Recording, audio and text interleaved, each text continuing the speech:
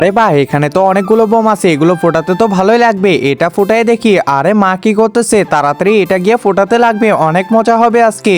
আরে কি ব্যাপার, পিছনে ওটা কে? আরে রাজু না? এ রাজু, চলো ওইদিকে বোম ফোটাবো। আরে না না, আমি ফোটাবো না, তুমি যাও। আচ্ছা ঠিক আছে, দেখ আমার কত শক্তি। এই তো বোমটা এখানে রেখে দিলাম, তাড়াতাড়ি কানগুলো বন্ধ করে নেই। এই তো কাঠিটা জ্বালিয়ে নিলাম, এখন এটাতে আগুন ধরিয়ে দিব। এই তো আগুন ধরিয়ে দিছি, দেখ রাজু এবার কত জোরে ফুটে।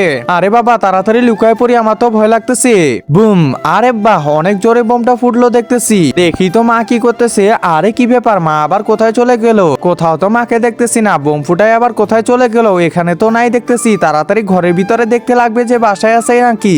একজন মা কতটা আপন হয়ে থাকে, যার মানেই তাকে জিজ্ঞাসা করে দেখো। তো দেখা যাক বন্ধুরা, এই মায়ের জন্য কে ভিডিওটিতে লাইক এন্ড সাবস্ক্রাইব করে।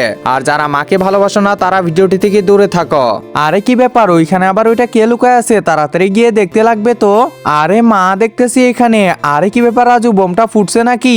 মা ওটা তো আগেই ফুটছে। আচ্ছা ঠিক আছে, চল আরেকটা ফোটাবো এখন। এবার এইটা ফুটাইতে লাগবে আমাকে, অনেক বড়। এবার যে কি হয়।